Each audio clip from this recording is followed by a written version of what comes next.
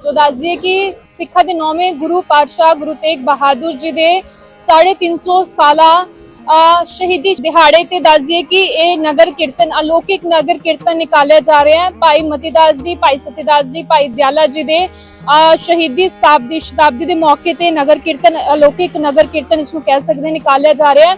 पंजाब सरकार और स्थानक गुरुद्वारा प्रबंधक कमेटी के सहयोग के नाल ये बड़ा नगर कीर्तन निकालिया जा रहा है। तस्वीरां तुसीं देख सकते हो श्रीनगर तो ये हुंदा होया हुणे पठानकोट माधोपुर दे विच दाखल होया। सो तस्वीरां तुसीं देख सकते हो इमारत जी दी भीड़ साहब और तुसीं तस्वीरां देख सकते हो कि आरटी न्यूज़ नेटवर्क ते तुहानूं तस्वीरां दिखा रहे हैं। ये माधोपुर दाखल होया और माधोपुर तो हुंदा होया हुणे पठानकोट मलकपुर विखे पहुंचेगा।